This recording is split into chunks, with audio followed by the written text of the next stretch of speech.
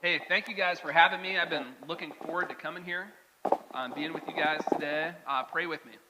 God, thank you that you are better than we expect you to be. You are better than we could even imagine.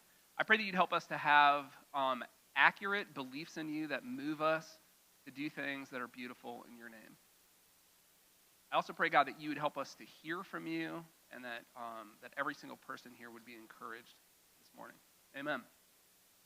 All right, so how many of you guys like self-help books? Some of you do because they sell like crazy, right? I'm kind of a sucker for self-help books. I like them. I like to read them. And I think part of the appeal is, I know for me, it's like I wish I could just get that like one trick where I wouldn't have to work hard and things would just work out and I'd be successful. I haven't found that yet, unfortunately. And so I think like that question, like how can we be successful? And then even one more than that, like what does it even look like to be successful? Like what does it mean to have a life that matters, that accomplishes something worth accomplishing? What does it look like for us to actually be productive? Okay, so that is kind of what Jesus is talking about in the parable that we're going to look at. It's a famous parable, the parable of the talents. And what I'm looking for from you, I know for some of you, you've heard this before, maybe many times. Try and put yourself in the position of the people who are hearing this for the very first time. So, Jesus is talking, this is called the Olivet Discourse, the end part of Matthew. If you've got a red letter version of Matthew, it's really fascinating because Matthew does these it talks about Jesus' action, and then it talks about Jesus' teaching. And there's this interplay between the two. Jesus does these miracles, and then he teaches in a way that expresses the significance, the meaning of those signs that show that he is God, that he is the Savior of the world. And so here he's at near the end of his earthly ministry, and he's been talking about that he is going to go away and be gone a long time, and what should we do about this? He's on the Mount of Olives, he's teaching to his disciples, and like them, we all have kind of different places that we're coming from. And he does these a few stories in a row about a master being gone for a long time and then coming back, and what should you do in the meantime? And this is where we are, right? We live in this kind of weird in-between time in history. God's kingdom is here with us because the king is here, Jesus is here, but this is not heaven yet. And so we're in this already not yet. It's kind of like being engaged, where you've got a lot of the commitment of marriage with not all of the benefits yet. And that's sort of the in-between place that we are. And the question is, what does it look like to be successful? What does it look like to have an effective, meaningful time in this in-between time? All right, so if we can move forward, those are some self-help books. And keep going again, please. Okay, his main point of all of these sections is keep watch. Take a second in your heart and ask God, please open my eyes, what's happening around me spiritually. Help me to keep watch and to be alert and alive and awake to what you're doing in the world. He doesn't say keep watch in this particular parable. He just starts saying, and it's also like this. All right, can we get the next slide, please? All right, so what's going to happen is a master is going to give a lot of money to 3 servants or slaves. 2 of them do a really good job. 1 of them does a terrible job. Okay. All right, so this is the beginning of it. Matthew 25:14, if you want to check it out in your own Bible. Again, it will be like a man going on a journey who called his servants or slaves and entrusted his property to them. To one he gave 5 talents of money, to another 2 talents, and to another 1 talent, each according to his ability. Oh, could you go back one, actually? Then he went on his journey. Now, some of you, if you're reading in the NIV, there's a text note, and it says that the talent of money is, over $1,000, which is radically less than what it actually is. A talent was a unit of measurement it's just kind of a happy coincidence that that weight is called the same thing as like what we call like natural God-given gifts or abilities, talents. That's not what the original thing. It just meant that this weight, and it was worth a lot of money. It could be a weight of gold, silver, bronze, copper, whatever, and it doesn't say like what kind of metal was given to these servants, but it was a lot of money. Think like 1 talent, it's like decades of a normal day laborer's wage. So think like $500,000 is 1 talent. It's a huge amount of money.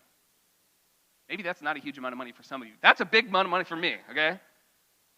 So the guy who gets the least gets a lot of money, especially for like his position in life. Are you with me on that? Okay. So Jesus is telling this story to people who, most of them were not filthy rich. And so like hearing about the scale of this is like a little shocking, right? So put yourself in the position of the people. Maybe you're sitting on this grassy field and you're, on the Mount of Olives listening to Jesus, and he's like, okay, keep watch. He says, again, just like these other stories, this is a story about a guy who goes away for a long time. Okay, let's look at the first servant. The man who had received the 5 talents. So Jesus gives 5 talents to one servant. That's like $2.5–3 million.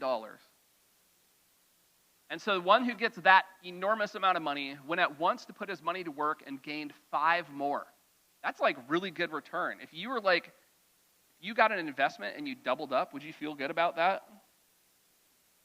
Yes, that's good. That's good. Okay, I'm not a financial expert, but that doubling up, that's good. Okay. Verse 17. So also the one with 2 talents gained 2 more. Verse 16 or 18. But the man who had received the 1 talent went off, dug a hole in the ground, and hid his master's money. Okay, so he's gone a long time.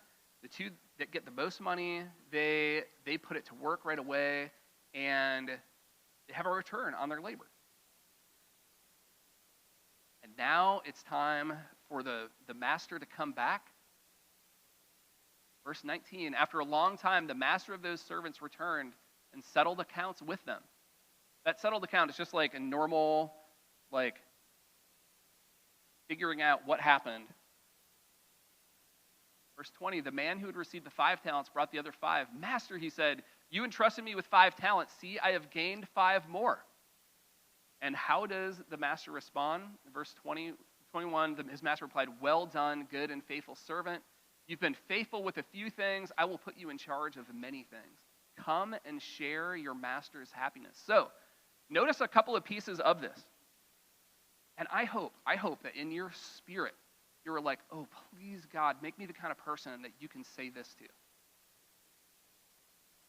Because if you know Christ, you're going to heaven, and this is what we're looking for from God when he evaluates everything that we've done in our life, all of our thoughts, our desires, our words, our actions, that he is going to look at you and say, well done, my good and faithful servant.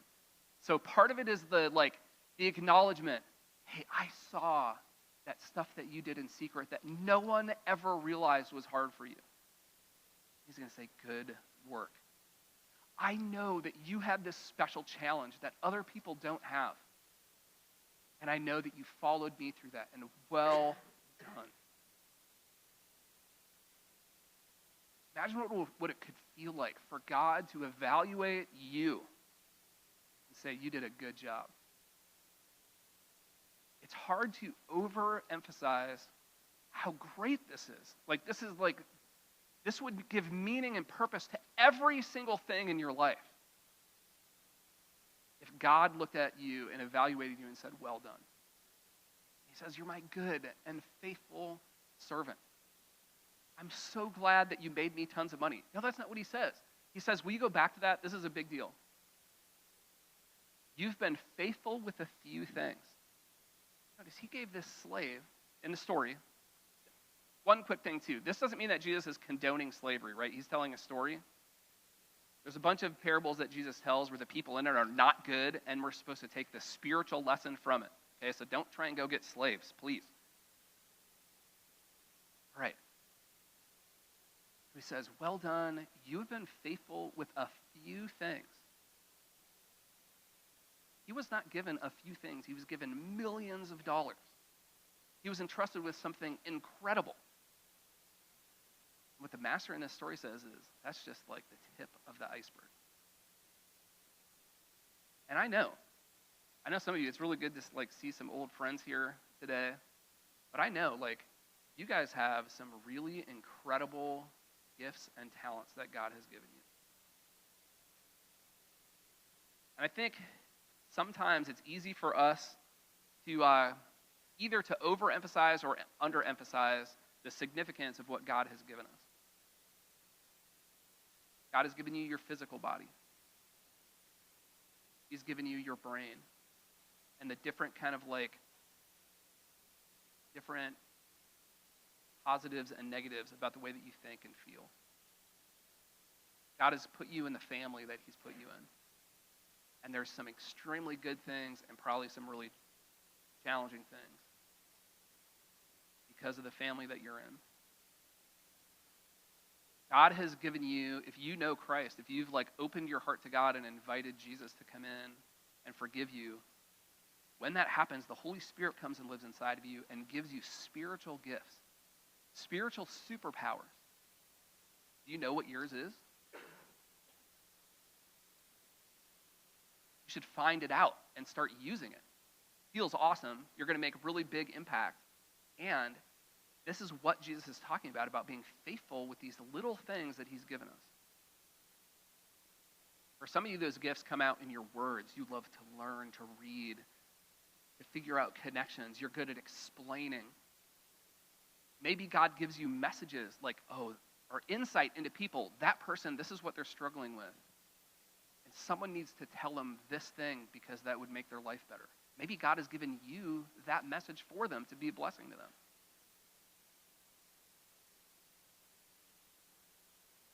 Yeah, maybe you're really good at like listening to people and asking questions and offering counsel that's going to like bring healing to their life. For some of you, your main gifts come out as action. You see a need before anyone else sees it. Maybe God has gifted you to be able to use your hands to heal or to fix things or to create things. Maybe God's given you this incredibly creative mind that you can see connections between things and you love to express God's love by being creative. Obviously, there's people in this church who are very gifted musically and who are able to like use those gifts to help other people connect with God. What are the few things that God has given you that you can be faithful with? Quickly, here's if you don't know what your spiritual gifts are, step one, make sure that you have a relationship with God. And the way that you start a relationship with God is super simple. You say, God, I know I don't deserve it. Please forgive me. Please count Jesus' death in my place and come into my life. So, step one, if you want your spiritual gift, that's the first thing. Make sure that you have a personal friendship with God. Step two, ask God what he's given you. God, what have you given me that I can use to serve other people? Step three, start trying to serve and see what happens. So I've been working with students for a long time, and I had gone to a junior high winter retreat, and I got violently sick on the retreat. I was throwing up. I was like feverish. It was terrible. And I couldn't leave because I had to drive boys home. So Sunday morning, we drive kids home, and then I was scheduled to teach our like large group junior high Bible study that night. It was too late for me to get a sub, and so like I show up to this meeting feeling miserable. Have you ever had like a fever and you're just like, no matter what, you're just freezing cold? So I'm like, got my winter jacket on. I'm sitting in the building just freezing, and this 12-year-old girl named Carrie comes up to me and she's like, hey Mark, how you doing? And I was like, I'm like so sick. I'm only here because I have to teach. I just want to go to sleep. She's like, that sucks. So she walks away and she comes back and she's like, hey, my Bible study leader said that we won't know what our spiritual gift is unless we try to serve. So I was wondering if I could pray for you to be healed. I was like, yes, please. And so here I am, shivering. She puts her hand on my shoulder and prays in Jesus' name that I would be healed. And I was just as sick and feverish as I had been the moment before she prayed. And she was really discouraged about it, but I felt so loved by that. It was just what I needed to do the next thing that I needed to do. And so this girl, maybe she doesn't have the gift of physical healing, but she certainly has the gift of compassion and maybe the gift of faith. It was a big deal for me. It still is. One of the times I've felt the most loved by a student in something like 28 years of serving kids. What is the little thing that God has given you? Okay, so start a relationship with God. Ask God what your gift is. If you have it, take a second right now and say, God, I really want to know what my spiritual gift is. Please show me. Try and start serving. And the places where stuff really happens, you're filled with joy, there's positive results, maybe that's where you're gifted. Another thing is, a lot of times, your area of spiritual gift, other followers of Jesus will tell you, oh, I think you're really good at that. You maybe have a spiritual gift there. And maybe they've even told you that years ago. So look for those kind of connections. But here's the amazing thing. Can we get the master's response back up? Look at this again. The master replies, well done, good and faithful servant. You've been faithful with a few things. I will put you in charge of many things. Come and share your master's happiness. So what is the blessing? There's a few things. He acknowledges and puts his stamp of approval on the faithful servant. And then he says, you have been faithful with this little bit, this massive fortune that I entrusted to you. That's a little bit in God's kingdom.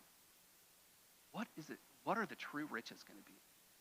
He says, I'm going to put you in charge of many things. In a parallel passage, Luke 19, the people who are faithful, instead of just having money, they are put in charge of entire cities. So part of this blessing, the reward, is increased responsibility. And some of you, there's a lot of this online nowadays, what do you get if you do a good job at work? More work. That's not what this is talking about. For those of you who have kids, do you want them to be dependent on you for the rest of your life? Heck no. No, please God, no. No. You want them to be responsible so that they can take on glorious responsibility to do things that matter. This is God's plan and will for you. Last night, I got to teach a boys' Bible study, guys' night, and we looked at Genesis chapter 1. Genesis 1:26. What was God's intention when he created men and women? Let them reign over the earth. You know God. You have a personal relationship with God through Christ, then you are a princess or a prince of heaven. You are a son or daughter of the King of Kings, and your destiny is to rule with Jesus for all time over his creation. Does that sound appealing to you? If not, then something needs to change about what you believe about God. He created you for something amazing, better than you can even imagine. When we sinned and when the world was broken, that created this big problem, but God never came away from his original intent, which was that we rule with Christ. And we put that blessing back up. Jesus is saying, this master is saying to his servant, you were faithful with some little things, now I'm going to give you stuff that's really, really big. Not just little bits of gold or silver, but something that you were designed to do from the beginning of creation. Do you want that for yourself? What about this? Do you want that for your spouse or your kids or your grandkids or your friends? That they become the incredible, powerful, faithful servant that God created them to be? then the other piece of this is he says, come and share in your master's happiness. What's God's will for you? That you are filled to overflowing to the complete capacity of your experience, of your ability to experience God's joy, God's happiness. That is what he is going to do when you get to heaven. He's going to take however big your container for joy is, he's going to fill it so it overflows. And here's an interesting thing that it seems to suggest from this passage, is that our response in faith to God has an impact on the amount that we're able to experience of God's joy and of the responsibility that he wants to give us. Take a second in your heart and ask God, God, please expand my capacity to experience your joy. All right. So find your gift. Find that little thing that God has given you. Start serving. Okay, now let's look at, the guy with the 2 talents, the pattern is almost exactly the same.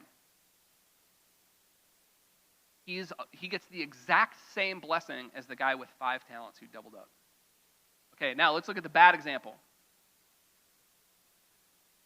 Matthew 25:24. Then the man who had received the 1 talent came.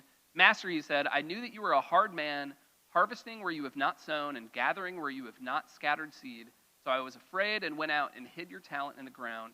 See, here is what belongs to you. Okay, I know that none of us are like ancient Near East, Palestinian area Jews. That's not who we are. But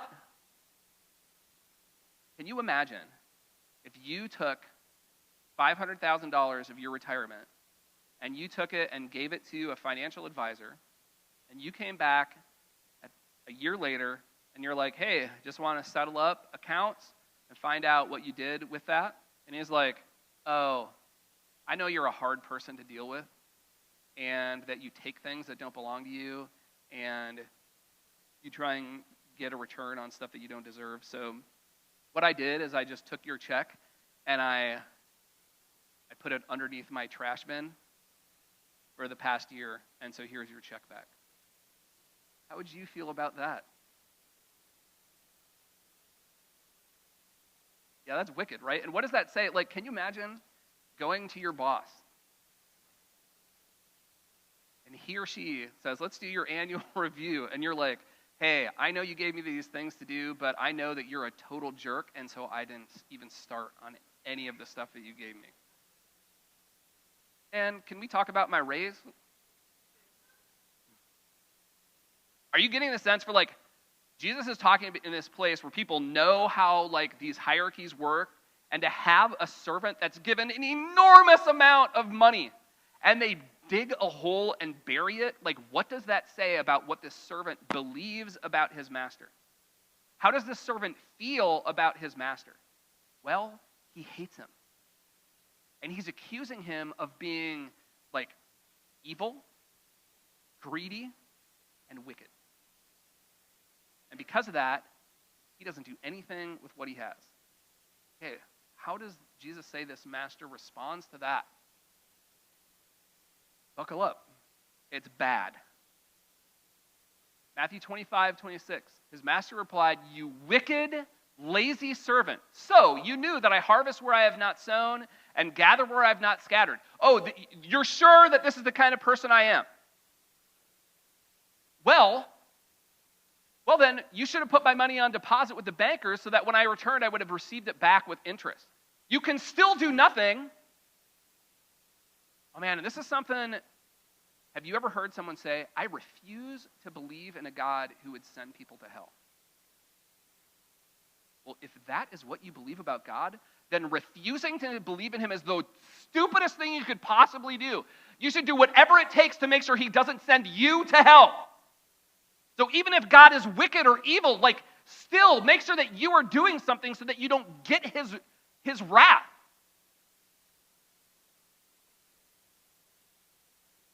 We should take this as like a significant warning. The beliefs that we have about God have a big impact on how we react. Our beliefs drive our actions. Our worldview shapes how we think and feel and speak and do. Take a second right now, because all of us, every one of us, has areas in our belief about God and about the world that are wrong. Every one of us has areas where we're deceived. Quiet your body, open your heart to God, and say, God, please correct any misconceptions that I have about you. Please help me to believe things about you that are beautiful and true. The consequences of accusing God of being evil and rejecting him are really extreme. Here's what it says. Can we go to the next slide, please? Did I put it up here? Oh, I did. Wait, will you go back? Did I just miss it? Yeah, he said, we'll get to the bottom line. Okay, go forward again. Okay, so the Matthew principle. This is actually used in sociological research in a bunch of areas, but look at how Jesus summarizes this story.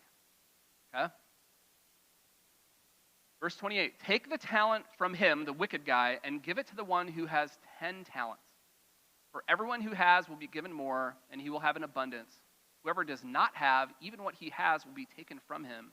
And throw that worthless servant outside into the darkness where there will be weeping and gnashing of teeth.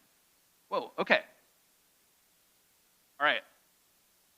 So Jesus says, this guy has the one talent. Let's take it from him and give it to the guy who has 10, and now he has 11. So if you're doing the math, this guy has 11, this guy has 4, this guy has 0 now. Does that seem fair to you? And then he acknowledges and even increases it. He says, for everyone who has will be given more, and he will have an abundance. Whoever does not have, even what he has will be taken from him. This is it seems like Jesus is saying, the rich get richer, the poor get poorer. What do you think about that? That kind of idea has been used as, it's called the Matthew effect or the Matthew principle. It's interesting to read if you want to look into this. Think of kids when they're learning to read. You've got these two kids. This is one of the big things that they use this effect with. One kid is a little bit ahead than the other kid when they start. And then they make that transition from learning to read to reading to learn faster. And they enjoy reading more. And because they're reading more, they learn a lot more. And so their academic success is radically different at the end of their schooling. So it starts from this early difference. And these early differences are compounded and end up being this huge difference. I love it. I've got little kids. I love it when people are nice to my kids. I want adults to like my kids, because kids who are liked by adults, they get cumulative advantages over their childhood. You know what happens to kids who adults don't like? They miss out on opportunities. They get in trouble more, right? It's like there's a block on everything that they're doing to try and achieve. So what Jesus is doing, he's saying, look, this is what the world is actually like. People who have, they will get more. People who don't have, even what they have will be taken away. So what does this mean spiritually? It means that there's time urgency for you to start being faithful with what God has given you. Don't miss out, because the compounding effect is amazing. I know Gordon did my mortgage, right? And so if you can, for whatever reason, you want money working for you instead of against you. You want to get out of debt, make sure that you're investing your resources into the things that have compound interest, because the difference in 30 years is radically different even if you're starting with small stuff. Are you with me on this? Okay, so how can we use that principle that we know is how the world works? How can we make sure that we are in the haves instead of the have-nots spiritually? We've already talked about some of this. Make sure. Do you know for certain that you have been forgiven by Jesus? Second thing, if you feel God leading you to do something, say yes. Take a step in obedience. Because the results are awesome. And the results for resisting God and hating God are really bad. In fact, will you go back to that? I don't want to just skip over this because this is uncomfortable in our culture. He says, verse 30, and throw that worthless servant outside into the darkness where there will be weeping and gnashing of teeth. The eternal consequences of rejecting Christ are extreme. And if that's the case, then make sure that you are that you know that you are on the right side and that you are moving forward with God. Okay, let me show you something from a self-help book called Atomic Habits. This is by James Clear. Okay, we should put that graph up. We often think that over time, our results are really strongly correlated with our effort. That if I do ABC, then the trend line of the benefit will be like this. So I am going to start trying to say nicer things to my spouse. And we expect that right away we'll see this really beneficial line going up. I am going to start exercising. I'm going to watch my diet. I'm going to start investing my money. I'm going to learn this or that skill. I really want to be good at guitar, so I'm going to start playing guitar. And we expect that as we do this, we're just going to get better and better and better. And that's not what happens. What normally happens, and Clear calls this the valley of disappointment or the plateau of latent potential. What really happens is that we start and we have almost no impact at all. I know I should read the Bible. People tell me this is a big deal. I'm going to try and read the Bible every day. And so we read the Bible every day for a week, and every day it's I have no idea what this is talking about. I have more questions than I'm getting answers. I feel confused. This doesn't seem to connect to my life. And so our expectation is that we'll be here, and really we're down here, and we give up. I know I'm supposed to be praying. I'm going to really try it. And so we try it, and we expect things are going to be awesome, and for a while they're not, and so we give up. Exercise, investing, all these things follow the same trend line. Sometimes you'll have a little blip of success. Be all right, I'm going to keep doing this. And then it drops behind that line of expectation. And we give up. We stop. And when other people keep going, maybe when you've kept going on that trend line of keep trying, keep being faithful, at some point, your success, the results shoot up. And it looks like these people don't try hard. They're just overnight successes. You get your money for nothing. But that's not normally what happens.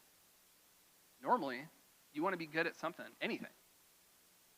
Then you do it for a long time in obscurity, and no one notices, and you're building experience, building your strength, your knowledge, by failing and failing and failing. And then you start to see increase.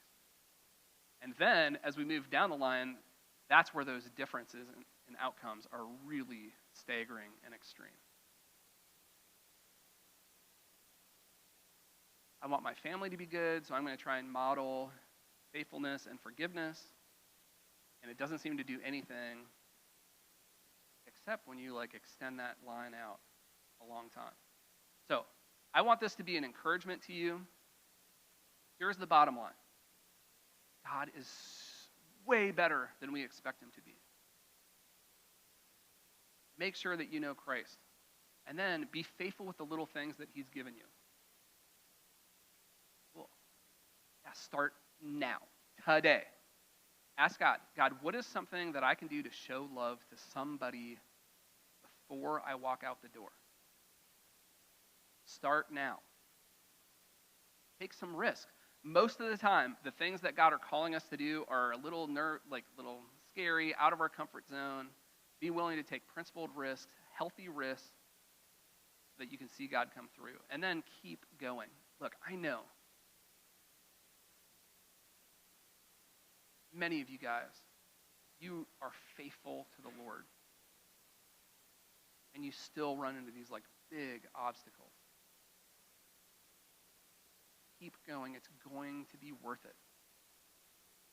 Some of you have been praying for the same person for decades, and you've seen nothing. But keep going. It's going to be way more than worth it. Pray with me. God, we thank you that you give us salvation and rewards for free. Thanks that you over-reward us every time that we are faithful to you. And God, I know that we really want to hear you say to us, well done, good and faithful servant. I pray that you would move us today to believe things about you and to do things today that will result in praise and honor for you and would set us up